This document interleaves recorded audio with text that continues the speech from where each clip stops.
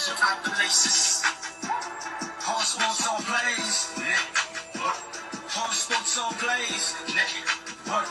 We on top of our game. All sports all plays. All sports all plays. All sports all plays. All sports all plays. All sports all plays. 365, we're making a place. We're talking the game, get you to the days. Behind the court, the dime in the lane. Variety, topics, living the same. All presentation, sports information. In the airways, taking the nation. All sport, all plays, they working your faces. Grace at the field, so top the laces. All sports, all plays. All sports, all plays. We on top of our game. All sports, all plays. All sports, all plays. Welcome back to the All Sports All Plays College Breakdown Show on the All Sports All Plays Network. And it's time to bring in the man, the myth, the legend with the hairstyle, the mini man, the man who sunk submarines, sunk foreign adversary. He is the man, the Navy legend himself. From Who's to Blame podcast, my man, Mr. Dre Montez. Welcome to the show, buddy. What's up, big fella? How we doing today? I got my dog tags on. I'm going to war now. You got your dog tags on. I got my Navy shirt on, my Navy hat on. I'm all in. I even wore skivvies today. I even got my first ship Navy hat right there, baby. Look at you. We're all in. It says Cushion DD985. There it is. Now sitting in the bottom of the Pacific Ocean. I got to switch to this because I'm not active duty anymore. I'm a Navy veteran. There you go. There you go. Vet up. There you go. Veteran on up. Yeah. Vet up to it. There it is. All right, man. We got a lot of things going on in college football today. We got the Army-Navy game, which is what we're going to talk a little bit more about later on here in the show. Let's get started with some big news out of North Carolina at Chapel Hill. Bill Belichick has gone to University of North Carolina, signed a 5-year deal, worth a lot of money. Is he worth that money? We don't know. In college football, we know what he did at accolades in NFL. He said the bureaucrats in the NFL, he didn't want to go back to coach anywhere in the NFL. He said just go back to his legacy where his father did coach at North Carolina as assistant coach in 1953 to 1955.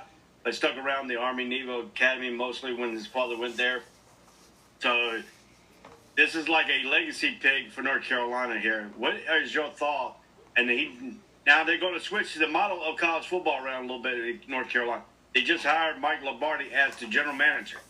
Yeah, Stanford did the same thing. Yeah, Stanford did the same thing. They hired Andrew Luck as their GM. I think this is a good move for Bill Belichick, but I think he's coming at this a little bit more methodical. In the documentary about the Patriots run, they gave more credit to Bob Kraft and Tom Brady, so that kind of got up under Belichick's skin.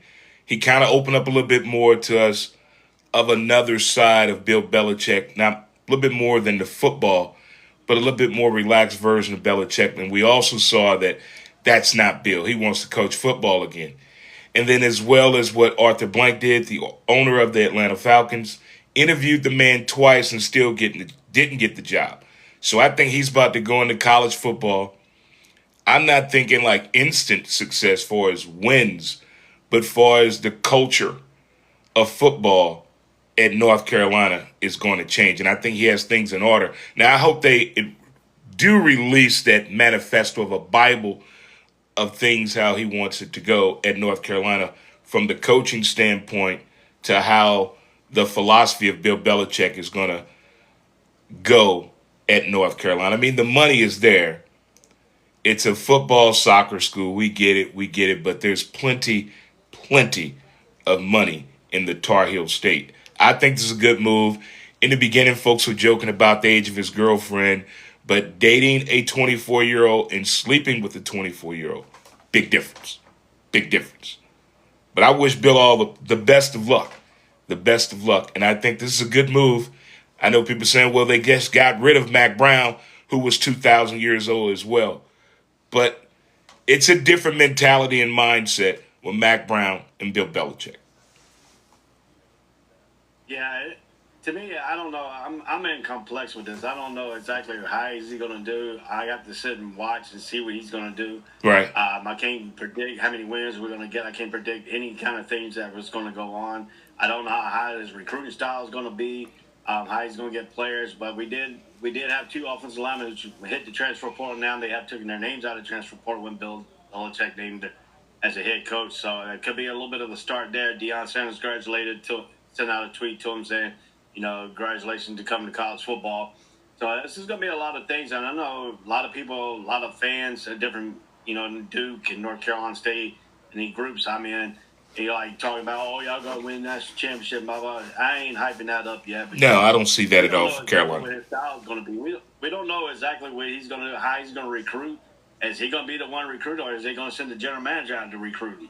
The most challenging thing I think he's going to face, just like Eddie George spoke about it, the most challenging thing I think Bill Belichick is going to come to grips with in reality is that 17-year-old to 22-year-old kids, boys, have issues, have a lot of issues, lots of issues that have nothing to do with football, but you got to step in and be available for them to be that leaning pole, that listening earpiece.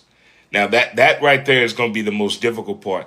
The recruiting part, recruiting is not like it was when you and I were young.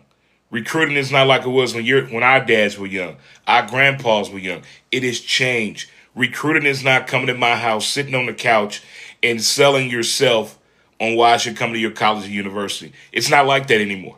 It's not like that anymore at all. It has changed. These kids are making decisions when they're at these 707 camps. They're making decisions when they're talking to their buddies online. So if he gets the technology part together as far as communicating with the 17 to 22-year-old, I think he'll be fine. But recruiting, that's the least of my worries with Bill Belichick. It's listening to a 17 to 22-year-old boy. It's going to be the problem to me. Yeah, that's another thing, too. You got to look at, too. When you talk about recruiting, the way we recruited back in the day, it's not like that. Everything's changed. The NIL portal. How's he going to hit the NIL portal? How's he going to treat that as a free agency style? He'll have that on top because he's dealing with the free agency of the NFL.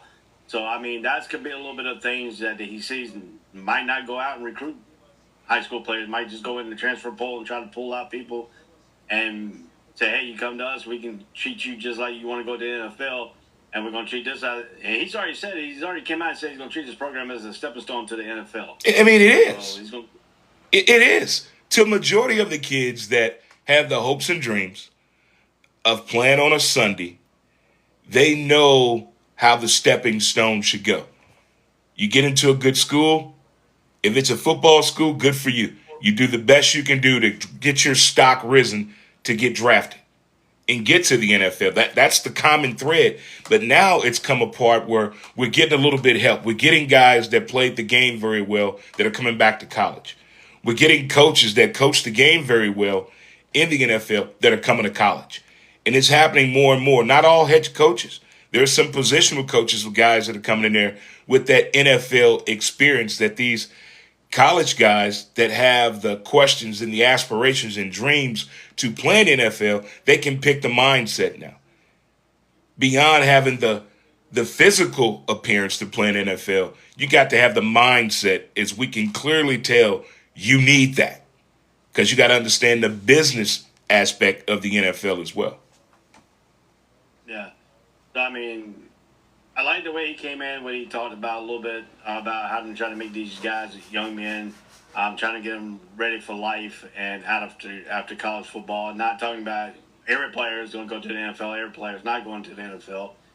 Trying to teach them how to be, men, how to try to go into a workplace and start getting work mentality and stuff like that. So that's a little bit of the interesting thing how this is going to do.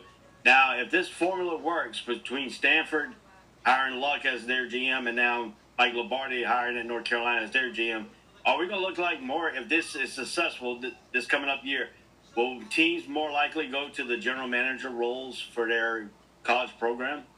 I'm thinking that because of the NIL situation. And now next year they get revenue sharing. Coaches don't want to deal with that.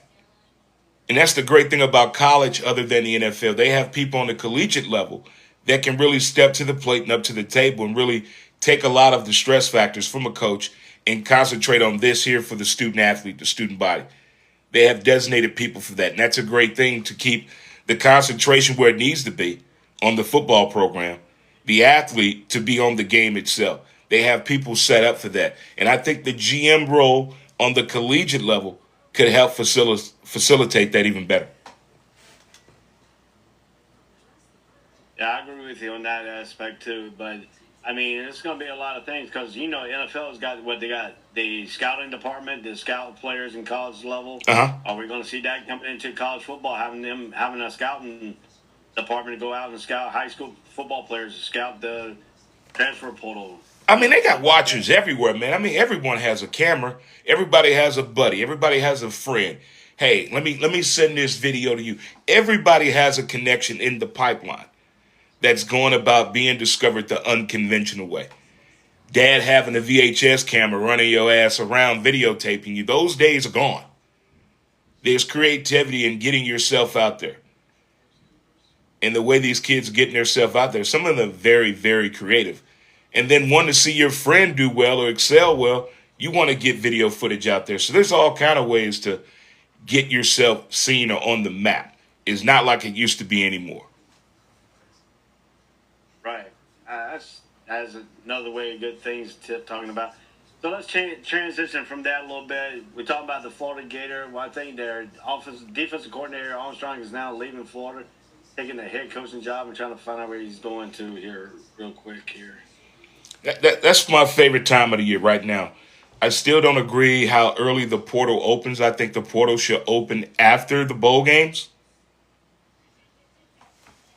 I think you just knocked me off. Okay, Bucho. Seems as though we have a problem here, Houston.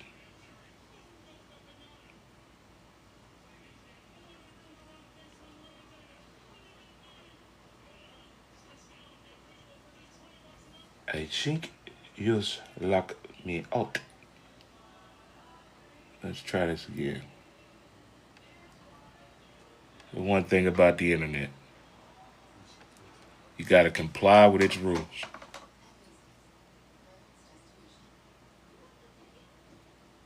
Seems as though we've been knocked offline, knocked offline, knocked offline. Okay, here I come back. Okay, he's going to Houston. Let's bring Dre back in here. All right, Dre, we had technical issues there. You fell off. Yeah, I was like, what happened? Cut a brother off. Yeah. Something happened. Florida DC defensive coordinator Armstrong, he is looking like he might be the next coach at Houston. Good for him. This that side time of the year, man. Like I was saying before I was cut off, I wish the portal would open up after the bowl games. After the bowl games, then go ahead and go. With coaches as well. You can't leave, transfer out, accept another damn job till this season is completely over. Now, if we're not in a bowl game, we're not bowl eligible, okay, bye. But if we're getting ready for a bowl, if we're playing in the Old Spice or the chicken nugget or the honey mustard dipping sauce bowl game, you're getting the job of transferring after that bowl game. We have an obligation. We've seen so many examples of quitting, giving up, not putting forth the effort this year in sports more than ever. More than ever. Yeah, I agree with you on that too. And you look at some of this stuff here, and we'll go ahead and you put down the college football playoffs games there presented by Allstate. You can see them, the first round coming up on the scroll down there. Travis Hunter came out and said Coach Prime is not going anywhere. Do you guys still believe that Coach Prime will stay at Colorado and not jump up into the NFL? I tell people this all the time. Let the right situation come up. Let the right package. Make it make sense to the mindset of Deion, to the family, to the team. Let the right situation come available. Like I said this about 3 months ago. It brings up the situation with John and Jack Elway. It brings up a situation with Archie Manning and his boy Eli. It brings up we take it to hockey. Eric Lindros. We got all kind of examples. Jeff Gordon in NASCAR. We have all kind of examples where the dad or the mom or the parents or the guardian is stepping in. Hold on. I want to ensure my child's future is in the best possible position to excel by going this route. And it worked for these teams. It worked for them. We haven't had this type of situation in quite some time. When there's proven fact where the father really did something in a particular sport, that being Deion, and his kid is doing a particular great thing in football. And if the right situation comes up or is available where all three of them can be together, please, that man is gone. Bye, Colorado. I'll let you. Deuces. We out of here. But other than that, I can see him staying there as well. But he's one of those dads that likes to be involved in his son's lives. He's not trying to be a helicopter parent. Those of you know who you are. He wants to be hands-on. And there's nothing wrong with that. But if the right situation comes along, it has nothing to do with money. It's nothing to do with money. It has to do with the right situation for the value of the brand and the team. If it presents itself, it will exist. I agree with you. I think that's going to be I think that's a telltale for everybody, really. I mean, that if the right situation is coming around and he wants that situation and he wants to take it, he will go with it. He will go with that right situation, whether things is in mind. But I think Deion really likes coaching college football, making them young men. I think he's going to stick around. I don't think the Cowboys are going to be able to persuade him, even though he did play for the Cowboys. I think Jerry Jones in that situation is very toxic for people coming in because he wants to be the micromanager, and Deion doesn't like to be the guy who is micromanaged. So I don't see that's going to be a great fit for him. I think he will stick around in Colorado. I think he wants to prove to himself that he doesn't need his son or Travis Hunter on the team to win. I think that's the next step in the maturation of his college because every stage he's had Travis Hunter and he had his son on the team. So I think this is a great time to step away from his son. Travis Hunter is going bye-bye. So let him do what he does, let him recruit and let him show his coaching ability. And I think that's going to progress next year for Deion. I think Deion's got some good recruiting class coming in. I think you got people that want to be there. I think that's going to be a thing too. How about West Virginia going back with Rodriguez as their head coach? I like feisty coaches that have that football mentality mindset. They can still get out there and pad it up or not pad it up. They can help you out in the barroom brawl. They're not afraid to stand up to your daddy, his daddy, grandpa, with or without the shotgun. I like coaches like that. He has that, I can talk to you, coach. I don't care what it's about. On the field, off the field. I'm having problems with Stacy, my girlfriend.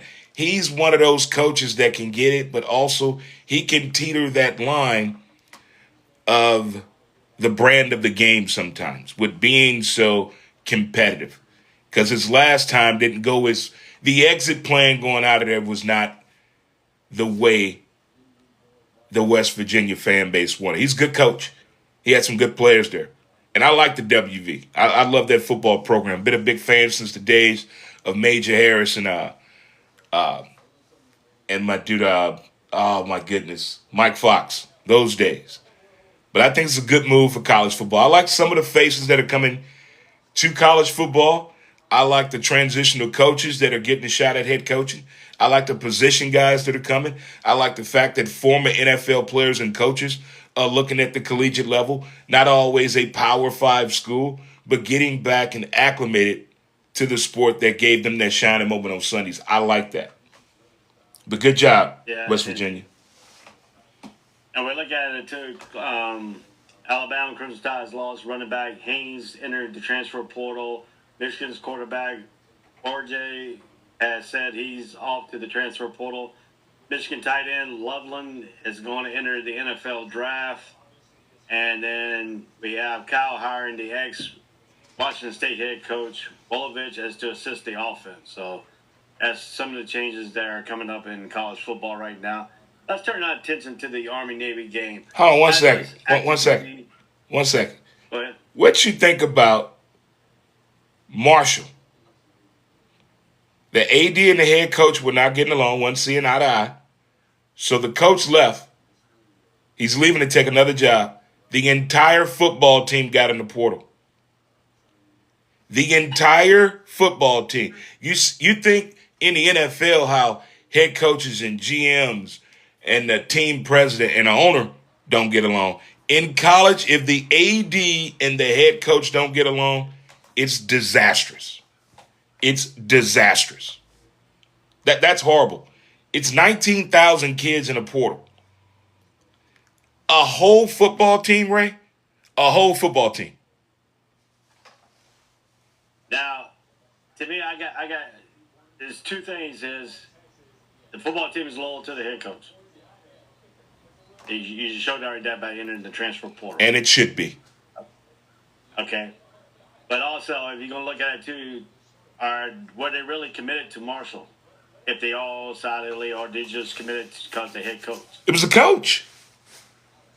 I'm following you, coach. I'm coming here because of that coach. That coach. I'm going to go to that school, Dad, because of that coach. Mom, I'm going to that school because of that coach. I'm not going to that school because of Rudy. Now, I'm not going to that school because of what USC did in the 60s. No. It's the coach. You're the selling point. You're the prize. And when the AD and a coach don't get along in college, I'm telling you, it's awful. The kids don't feel like there's nothing they can do. It's like when your parents are arguing and you're 3 years old. You can't do nothing. You got to sit there and take it. And that's what's happening in college football. More than college basketball. But in college football, it is conduct detrimental to the team when the AD, usually they want to be a coach. They want you to do the things by the way of their handbook, not playbook, their handbook. And that's not the way it's done. And it's sad that we're seeing programs fall this way because of the relationship between ADs.